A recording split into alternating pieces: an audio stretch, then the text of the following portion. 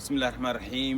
waxaan halkan aad iyo aad ugu hambaleynayaa agaasimaha Somali Irish Media Kudin Muuse oo ka hawlgalay sidii Soomaalida Ireland u yeelan lahayd saxaafad. Sida ogtihiin saxaafaddu waxay qayb lixaad ka qaadataa wacyigelinta bulshada. Meel aan saxaafad jirin waa meel aanay jirin war la helaa tala la helaa. Waxaan runtii aan ugu mahad celinayaa barnaamijyada qiimaha badan ee uu kaga hadlo arrimaha Soomaalida ee waddanka ku nool, haday noqoto doorashooyinka, haday noqoto waddankan taariikhdiisa iyo haday noqoto arrimaha siyaasadda oo mar walba ku falaqeeyo wixii soo kordha. waxaan runtii indhaha ay u furtay Soomaali badan oo runtii ka faa'iideysatay wax qabadkaasi. marka waxaan leeyahay arinta media ee Somali Irish Media waddankan way baraarujisay, waxay u furtay bab cusub, waxaanay dadka bartay Irish dhab ahaan waxay yihiin, maadaama oo aan dalkan aanay ka jirin idaacad runtii rasmi ah. waxay noqotay idaacaddii ugu horeysay ee Soomaalidu ay yeelato ee ka qabtirta barnaamijyo fatiran oo dhexdhexaad ah oo cid walba gaadha. waxaan runtii aan uga mahad celinayaa mar labaad isagoo oo kharashkiisa iyo jeebkiisa ka bixiyay sidii ummadiisa uu wacyigeeda uu kor ugu qaadi lahaa.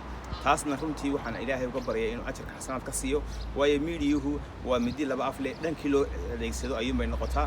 isagu markaa wuxuu adeegsaday dhanka wanaagsan oo ah dhankii wacyigelinta bulshaduna haddii aanay helin wacyigelin joogta oo la socodsiinin warka maanta dhacaya, waxaa dhici kara inay ku dhacaan god madow. taasna markaa ay keento inaanay bulshadani dareemin waxa hareeraha ka dhacaya.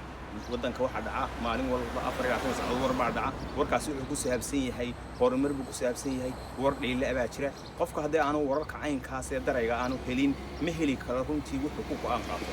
waxaan la yiraahdaa warku wuxuu noqdaa hagaha qofka bini'aadanka marka ay noqoto in go'aan qaato. marka Somali Irish Media waxaan leeyahay Soomaalida Irish ku nool waxaad hesheen runtii qof waqtigiisii iyo juhdigiisii iyo maalkiisa geliyay. kale idinka rabaa waxa weeye deegiina u furtaan, aad dhageysataan, aad qayb ka noqotaan barnaamijkaasi oo aad wixii tala iyo tilmaamo ku biirisaan.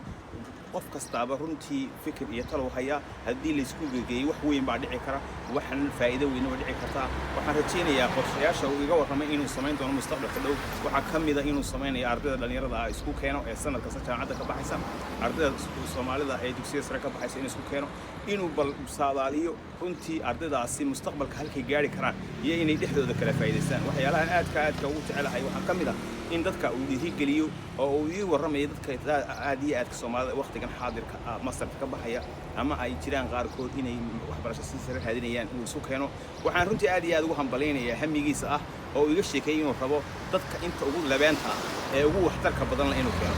media-huna sida ogtihiin waa midi laba af leh, had iyo goor waxa laga sheekeeyaa warka xun ee Soomaalida. isagu laakiin wuxuu jecel yahay warka wanaagsan soo sheego, inuu qof kasta oo wanaagsan arko.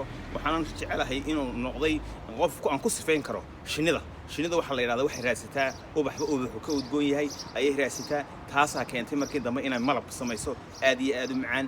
marka waxaan leeyahay waa malab waxa uu soo shiilay ee laga faa'iideysto. aad iyo aadna waa u mahadsan yahay walaalkay Kudin Muuse. Assalaamu calaykum.